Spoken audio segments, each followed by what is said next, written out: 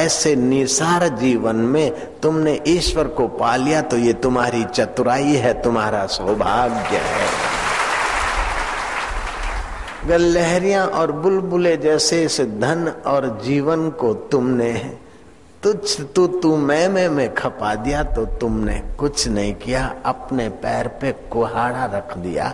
उस ग्रंथ में ये बातें लिखी उसने।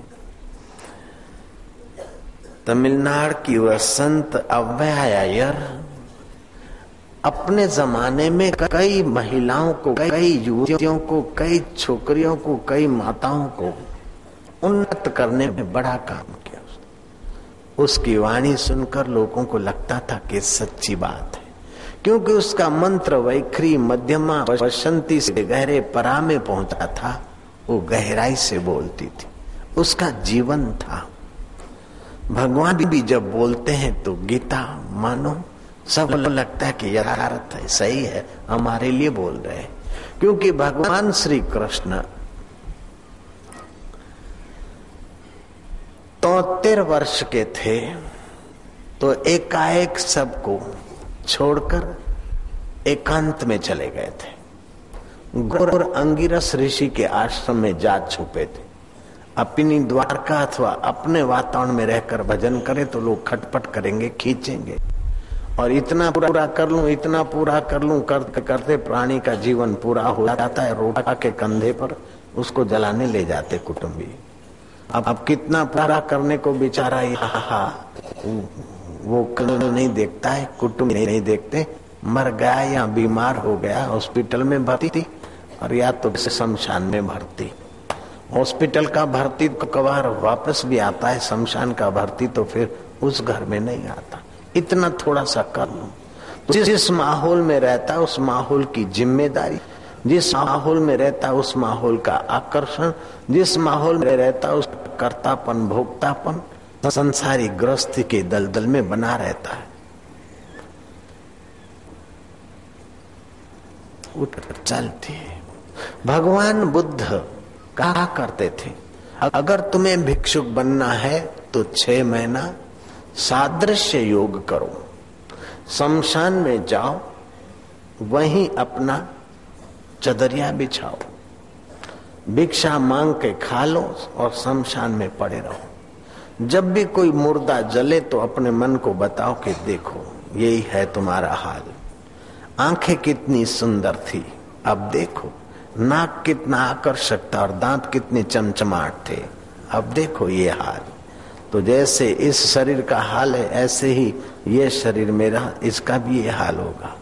मन को समझाओ, सादृश्य योग करो, मुर्दे के साथ अपने शरीर की एकता करो, क्योंकि ये भी एक तो मुर्दा ही है।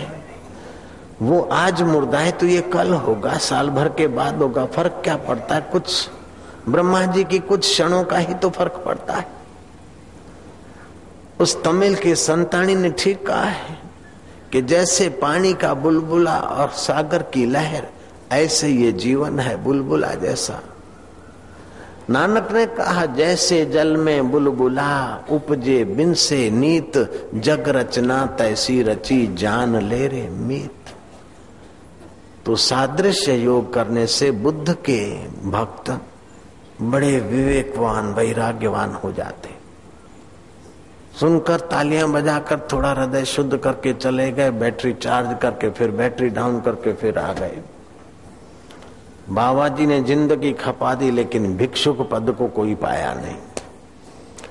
बुद्ध सादृश्य योग कराते थे। शमशान में जाओ, वैराग्य आए, विवेक जगे कि ओचिंती मौत आकर गला दबोच ले, उसके पहले कुछ कर ले।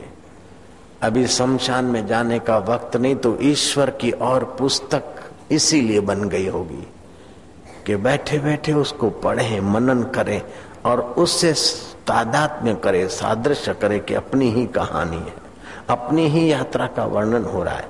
ईश्वर की और पुस्तक अफ्रीका वाला ले जाना, बार बार पढ़ना, कलकत्ता वाला बार बार पढ़ना, अपने मन को समझाए और अपने चित्त को ईश्वर में लगाए। नहीं तो क्या होता है, जीवन जब खत्म हुआ तो जीने का ढंग आया, बुढ़ापा हुआ, अब लगा कि कोई सार नहीं, लेकिन घुटने दुखते हैं, अब शरीर साथ नहीं देता। जीवन जब खत्म हुआ तो जीने का सार आया, जब क्षमा बुझ गई तो महफिल में रंग आया। जीवन खत्म हुआ तो जीने का ढंग आया, जब क्षमा बुझ गई तो महफिल में रंग आया। मन की मशीनरी ने तब ठीक चलना सीखा, जब बूढ़े तन के हर एक पुर्जे में जंग आया। मन की मशीन, मन का चिंतन अब ठीक हो रहा है, लेकिन कब ठीक हो रहा है कि बूढ़े शरीर के पुर्जों में जंग लग गया। बुढ़ापन में तो सब विवेकी वैराग्यवान कशुं નથી, संसाરમાં કોઈ નથી, પણ કાકા જુવાન હતા ત્યારે આવું આવ્યું હોત તો।